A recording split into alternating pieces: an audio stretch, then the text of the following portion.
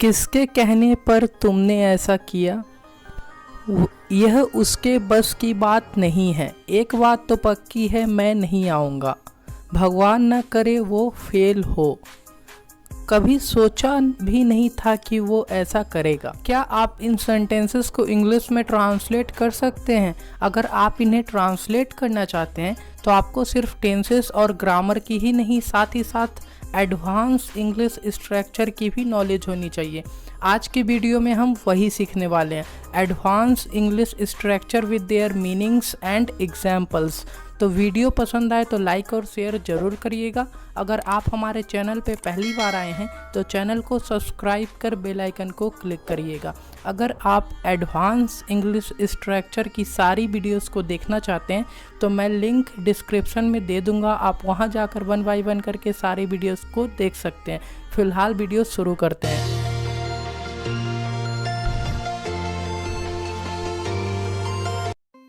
आज का हमारा पहला स्ट्रक्चर है गाइस, किसके कहने पर। कई बार आप ऐसे बोलते हैं, किसके कहने पर तुम वहाँ गए थे। तो ऐसे हिंदी सेंटेंसेस को इंग्लिश में ट्रांसलेट करने के लिए आप एट हुज बिहेस्ट का यूज़ करते हैं। किस प्रकार से करना है, एग्जाम्पल देखिए। क्या मैं जान सकता हूँ किसके कहने पर तुमने ऐसा किया? आप किसी से पूछ रहे हैं, आप इसे इंग्लिश में पूछ सकते हैं। May I know at whose behest did you do so?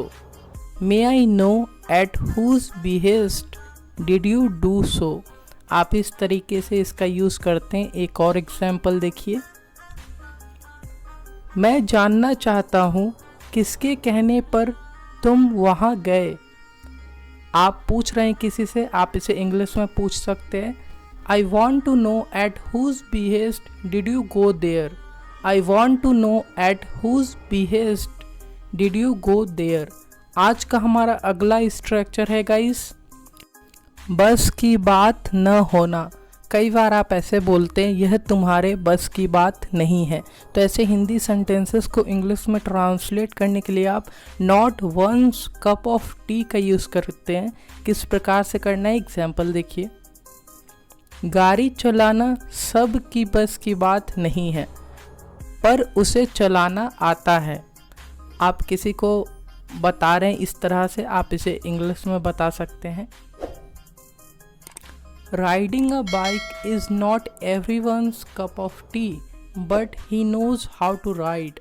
Riding a bike is not everyone's cup of tea, but he knows how to ride. एक और एग्जाम्पल देखिए। पैसे कमाना तुम्हारे बस की बात नहीं है, तुम्हें सिर्फ खर्च करना आता है। आप इसके लिए इंग्लिश में बना सकते हैं और बोल सकते हैं। Earning money is not your cup of tea, you know only how to spend. Earning money is not your cup of tea, you know only how to spend. आज का हमारा अगला स्ट्रक्चर है गाइस, एक बात तो पक्की है। कई बार आप ऐसे बोलते हैं, एक बात तो पक्की है कि मैं वहाँ नहीं जाऊँगा।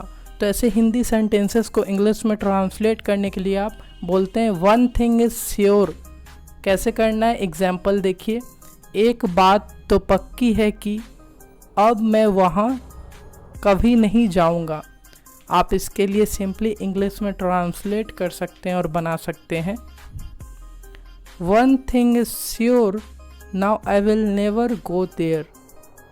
One thing is sure, now I will never go there. आप इस तरीके से इसे यूज़ करते हैं। एक और एग्जाम्पल देखिए, बात ज़्यादा क्लियर होगी। एक बात तो पक्की है कि अब वह तुमसे कभी बात नहीं करेगा। आप इसके लिए सिंपली इंग्लिश में ट्रांसलेट कर सकते हैं और बना सकते हैं। One thing is sure, now he will never talk to you. One thing is sure, now he will never talk to you. आप इस तरीके से इसे ट्रांसलेट करते हैं। आज का हमारा अगला स्ट्रक्चर है गाइस, का क्या होगा। कई बार आप ऐसे बोलते हैं, अगर तुम मुझसे बात नहीं करोगे तो मेरा क्या होगा। तो ऐसे हिंदी सेंटेंसेस को इंग्लिश में ट्रांसलेट करने के लिए आप व्हाट विल बिकम ऑफ का यूज़ करेंगे। किस प्रकार से करना है, एग्जाम्पल देखिए। कभी सोचा है तुम मुझसे बात करना छोड़ दोगी तो मेरा क्या होगा। आप इसके लिए बना सकते हैं, have you ever thought if you stop talking to me what will become of me. Have you ever thought if you stop talking to me what will become of मी।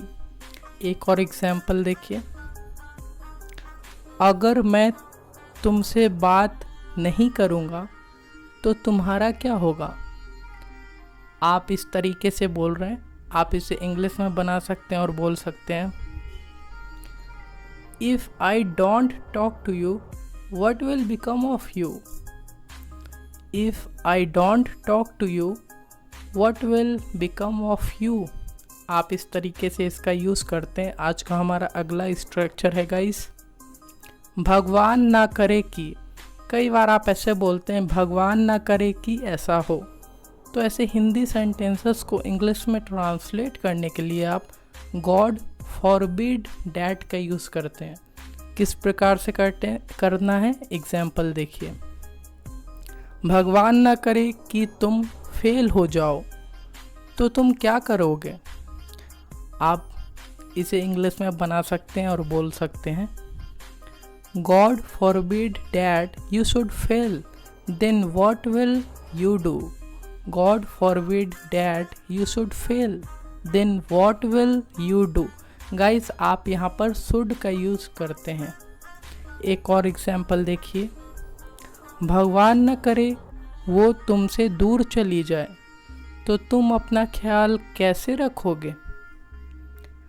आप सिंपली इसे इंग्लिश में translate कर सकते हैं और बना सकते हैं, God forbid that she should go away from you then how will you take care of yourself. आप इस तरीके से इसका यूज़ करते हैं। आज का हमारा अगला स्ट्रक्चर है गाइस, सोचा भी नहीं था कि। कई बार आप ऐसे बोलते हैं, कभी सोचा भी नहीं था कि वो मेरे साथ ऐसा करेगा। तो ऐसे हिंदी सेंटेंसेस को इंग्लिश में ट्रांसलेट करने के लिए आप would have never guessed that का यूज़ करते हैं। किस प्रकार से करना है, एग्जाम्पल देखिए। मैंने कभी सोचा भी नहीं था कि वह इतना अच्छा गाएगा।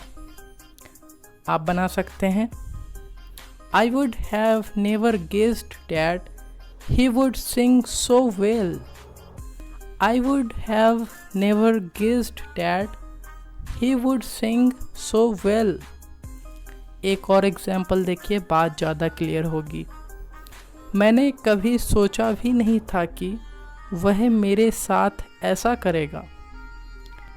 आप simply day to day life में इस तरह का सेंटेंस यूज़ करते हैं। आप इसे इंग्लिश में बना सकते हैं, I would have never guessed that he would do it to me।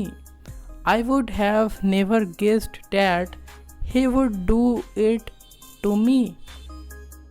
आप इस तरीके से इसे सिंपली इंग्लिश में ट्रांसलेट कर सकते हैं गाइस। आई होप गाइस आज की वीडियो लेक्चर आप लोगों के लिए काफ़ी ज़्यादा यूज़फुल रही होगी। तो वीडियो को लाइक, शेयर एंड सब्सक्राइब ज़रूर करिएगा। आप हमें कमेंट बॉक्स में बताएं कि आज की वीडियो लेक्चर आप लोगों को कैसी लगी। सो मिलते हैं अगले वीडियो में एक और यूज़फुल वीडियो के साथ। Till then take care and good luck.